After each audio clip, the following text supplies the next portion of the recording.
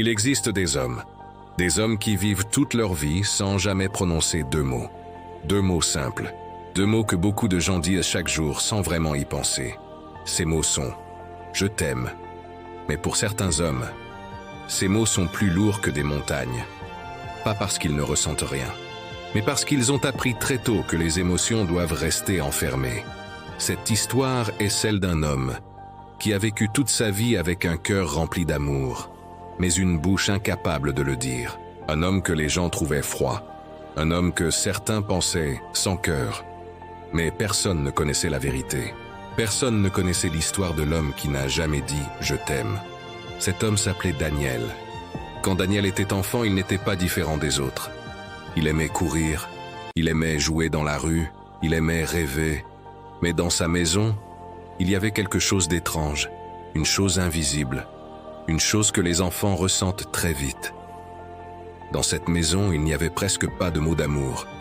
Son père était un homme dur, un homme qui croyait que montrer ses émotions était une faiblesse. Il travaillait beaucoup, il parlait peu, et quand il parlait, c'était souvent pour corriger ou donner des ordres. Daniel ne se souvenait pas d'une seule fois où son père lui avait dit « Je suis fier de toi » ou encore « Je t'aime ». Sa mère, elle, aimait profondément son fils. Mais la vie l'avait fatigué. Entre les problèmes d'argent et les difficultés du quotidien, elle avait rarement l'énergie de montrer son affection. Alors Daniel a grandi dans une maison où l'amour existait, mais où il n'était jamais exprimé. Et un enfant apprend toujours ce qu'il voit.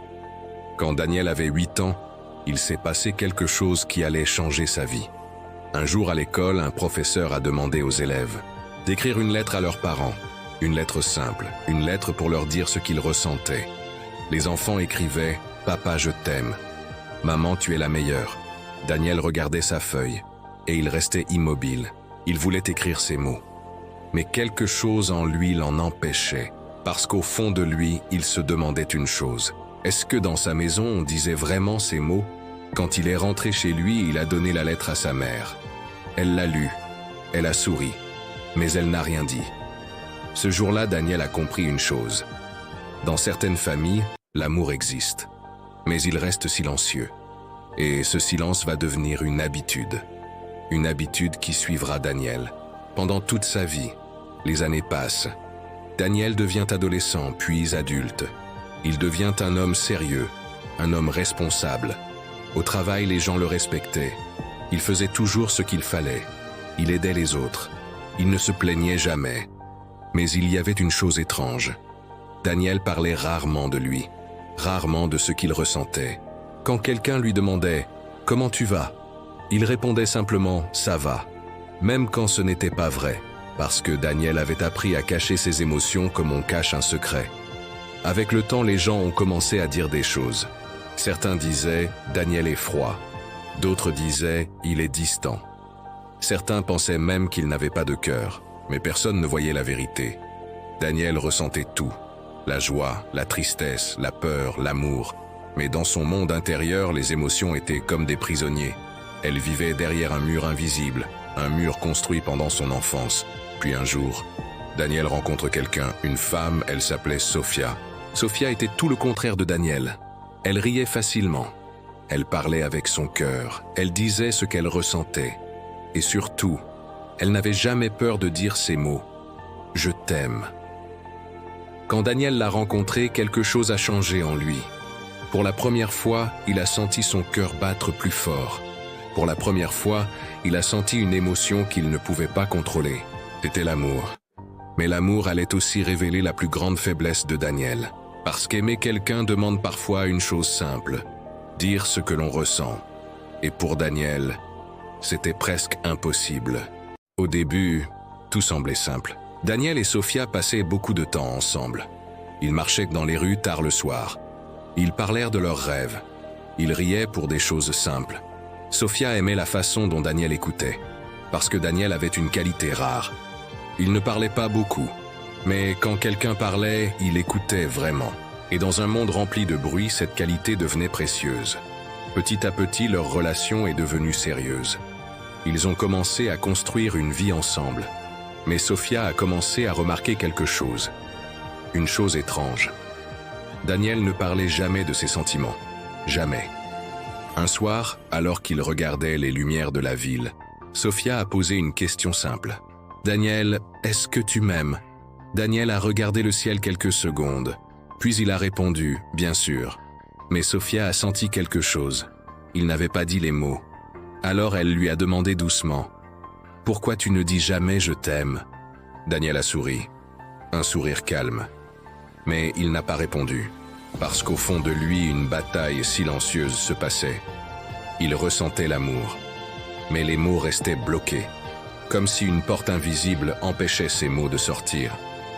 La nuit, quand Daniel était seul, il pensait souvent à cette question. Pourquoi ces mots étaient-ils si difficiles? Pourquoi tant de gens pouvaient dire « je t'aime » facilement alors que lui n'y arrivait pas? La vérité remontait doucement du fond de sa mémoire. Il repensait à son enfance, au silence de son père, aux mots qui n'ont jamais été prononcés. Daniel avait appris une règle invisible. Les émotions doivent rester à l'intérieur. Et briser cette règle semblait presque impossible. Mais Daniel aimait Sophia, profondément. Et il essayait de le montrer autrement. Il la raccompagnait toujours le soir. Il réparait les choses dans la maison. Il faisait attention à chaque détail. Quand Sophia était triste, il restait près d'elle, sans parler, mais présent. Pour Daniel, c'était ça l'amour.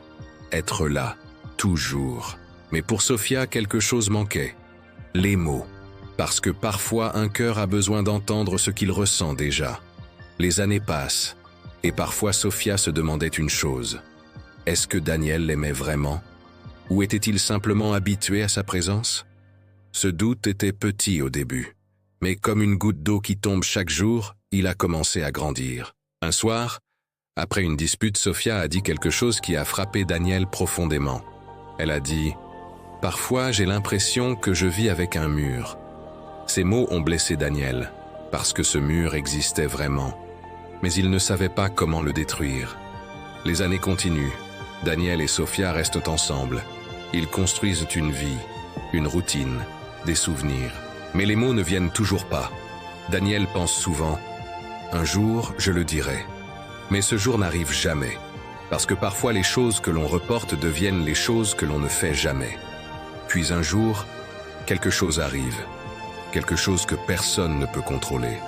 Sophia commence à se sentir fatiguée, très fatiguée. Au début, elle pense que ce n'est rien, mais les semaines passent, et un médecin annonce une nouvelle terrible, une maladie sérieuse. Et soudain, le temps devient précieux. Chaque jour compte, chaque moment compte. Et Daniel réalise quelque chose qu'il n'avait jamais compris avant. La vie peut changer très vite. Quand le médecin a prononcé le diagnostic, le monde de Daniel s'est arrêté. Il n'entendait presque plus les mots, seulement quelques fragments. Maladie, traitement, temps limité. Daniel regardait Sophia. Elle essayait de rester forte. Elle souriait légèrement comme si elle voulait rassurer tout le monde. Mais dans ses yeux, il y avait une peur silencieuse. Pour la première fois, Daniel ressentait quelque chose de nouveau. La peur de perdre la seule personne qui avait vraiment touché son cœur. Après ce jour, tout a changé. Chaque matin, Daniel se réveillait avec une seule pensée. Le temps est précieux. Les choses qui semblaient importantes avant ne comptaient plus. Le travail, l'argent, les petites disputes. Tout devenait secondaire. Daniel passait presque tout son temps à côté de Sophia.